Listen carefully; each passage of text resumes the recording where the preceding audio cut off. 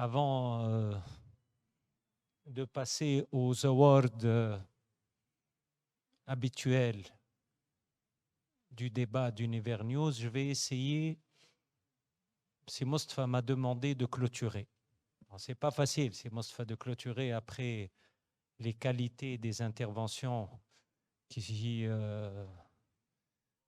durant toute cette matinée. Donc, ce que je retiens essentiellement, qu'allons-nous faire, nous, en Tunisie, devant la naissance de ce nouvel ordre mondial qui est devant nous, avec toutes ses implications, avec des implications énergétiques, des implications politiques, mais bon, on évite de s'immiscer dans l'aspect politique, la géopolitique, mais nous sommes aujourd'hui, il y a un nouveau concept, il est tout à fait récent, hein, la géoéconomie. Personne ne parlait de géoéconomie, ça date de quelques années. C'est un concept, je me suis un peu documenté, j'ai plongé dans quelques rapports, dans quelques lectures pour essayer de comprendre qu'est-ce que la géoéconomie. Bon, c'est de la politique, c'est de la géographie, bien sûr, c'est géo, et c'est de l'économie. Aujourd'hui, c'est un concept, je pense, qui va prendre la suite du néolibéralisme. Le néolibéralisme, on laissait le marché, les mécanismes de marché fonctionner.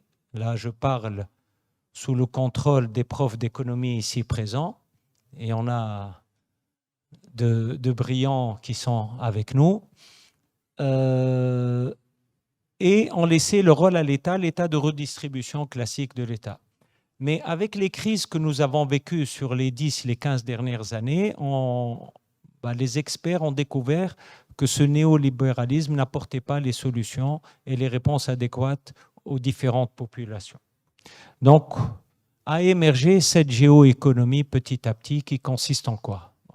Qui consiste essentiellement à ce que l'État reprenne un peu l'initiative.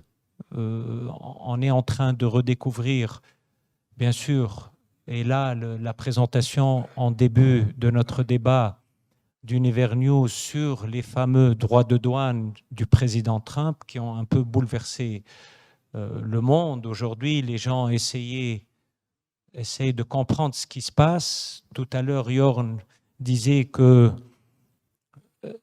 ces bouleversements ne sont pas entre les mains des entrepreneurs et des entrepreneurs allemands, et ils ont énormément peur comment ça va évoluer. Donc ces droits de douane, comment ils vont impacter. Mais ce qu'on remarque, c'est que ces droits de douane, ce n'est pas de simples droits de douane. Aujourd'hui, l'administration Trump a sacrifié sa croissance parce qu'il y a des chiffres, des indicateurs avancés qui montrent que peut-être les États-Unis vont être en récession. L'inflation qui repart, la grosse bataille avec la Fed pour faire baisser les taux d'intérêt directeurs que M. Trump avec M. Powell, on va voir, ça va alimenter un peu toute la littérature économique de ces jours. Mais ce qu'on essaie de deviner et de lire à travers ces mesures de protectionnisme, c'est que l'administration américaine, pour reprendre son hégémonie qui est en train de se ternir petit à petit, son hégémonie économique, à travers ces mesures, a sacrifié ses alliés pour les faire plier politiquement. Et là, je me lance, je plonge et je me lance. Je ne sais pas, peut-être que j'ai tort, que je me trompe, mais l'avenir nous le montrera. Donc, comment essayons-nous, nous, la petite Tunisie, nous avons un gros avantage en Tunisie, c'est que nous sommes un petit pays. L'inertie de notre pays, de notre économie est très petite. Donc, on peut facilement changer de cap. Nous ne sommes pas un gros navire à des milliers et des milliers de tonnes. Nous sommes un navire très rapide et qui peut changer de cap assez rapidement. Nous sommes une petite économie. Les choix économiques, facilement, on peut les changer. D'ailleurs, le débat existe depuis 2011. Malheureusement, Arajen nous a quittés. J'aurais bien aimé lui poser la question. Le modèle économique, Manuel Telmia, On débat de Manuel el-Tanmiya depuis 2011, mais ce Manuel el-Tanmiya, ce modèle économique, a créé pendant 20 ans une croissance moyenne de 4,7%. Depuis 2011 à la date, fin 2024, bien sûr, hors période Covid et hors 2011 où c'était l'année du bouleversement, disons la transition, la grande transition, nous avons enregistré 1% de croissance économique. Quand on agrège ces 13 dernières années, bien sûr avec c'est comme les mathématiques financières, donc nous avons perdu 3,5 de croissance quand on les agrège sur les 13 dernières années, nous avons perdu à la date d'aujourd'hui 50% du stock de notre PIB.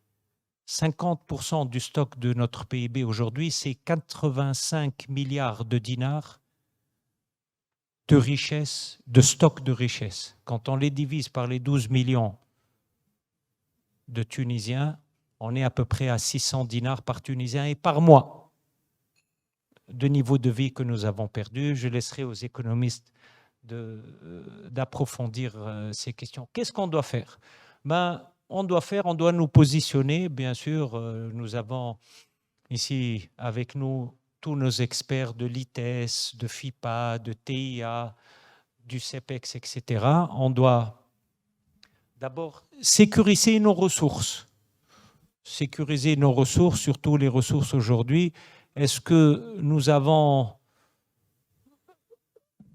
aujourd'hui des contrats à moyen et long terme pour sécuriser notre gaz? Bon, il y a le trans-tunisien qui passe, mais qu'est-ce qui va se passer avec... On est entre l'Algérie et l'Italie. Deuxièmement, les approvisionnements de blé. Nous avons vu, juste après le démarrage de la guerre en Ukraine, qu'est-ce qui s'est passé sur les marchés mondiaux de blé où le prix a explosé et il fallait sécuriser et garder au moins 3 mois de stock parce que nous sommes dépendants du blé. Imaginons un instant où il y a une petite pénurie de farine et surtout de blé dur, de semoule, parce que nous sommes beaucoup plus dépendants, beaucoup plus sensibles au blé dur qu'au blé tendre. Les régions au nord de la Tunisie, avec 500 mm d'eau de pluviométrie, quand on prend un axe horizontal qui part de Boufisha jusqu'au Kef, nous avons 500 mm d'eau de pluviométrie. Là, l'État doit imposer la culture du blé dur. On ne donne pas des avantages, on ne donne pas aux agriculteurs dans des zones irriguées 130 millim le mètre cube qui est fortement subventionné par l'État, c'est des données et des ressources de l'État, on doit leur imposer de cultiver du blé dur. Assurer notre ressource, c'est-à-dire notre autosuffisance en blé dur. Ça, c'est très important. Il y a beaucoup d'autres. Donc, assurer et garantir nos ressources, toutes les ressources nécessaires dont a besoin le pays pour fonctionner et bien sûr, et pour faire tourner son industrie, son économie. Si Kamel veut enchaîner, donc oui. Oui.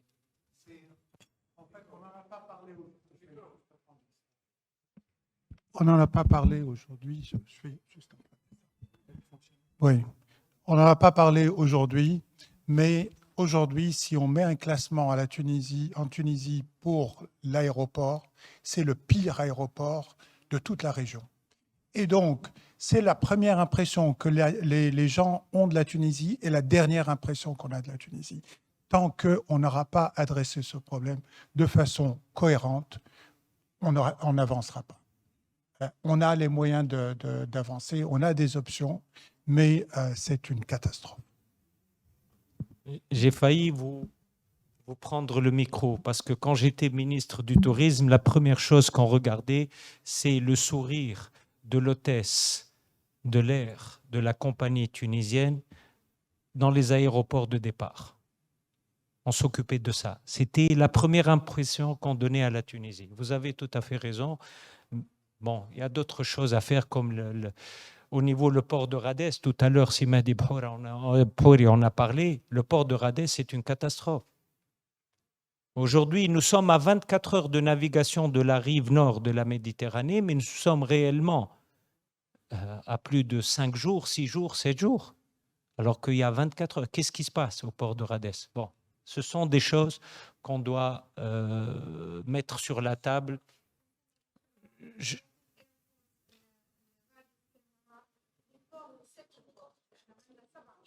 مع دي بي وورد Connected Port, ok. Bon, pour ne pas faire long, donc il y a autre chose qui est très importante, c'est la fragmentation régionale qui est en train d'émerger. Aujourd'hui, il y a des blocs, on n'est plus dans un monde unilatéral, donc il y a une fragmentation qui s'opère. La Tunisie, nous avons dans un bassin méditerranéen très actif, très dynamique.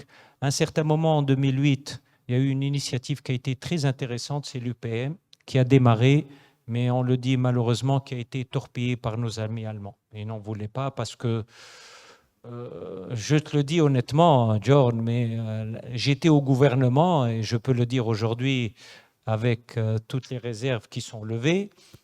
Les Français étaient partants. Et ils se basaient essentiellement sur la Tunisie, mais malheureusement, nos amis allemands et Angela Merkel n'en a pas voulu parce qu'elle, elle pensait à l'Interland allemand qui est l'Europe de l'Est. Donc ça, c'est très important. Il va y avoir une fragmentation. Comment allons-nous nous positionner pour créer un bloc qui permettra à la Tunisie d'émerger au niveau régional?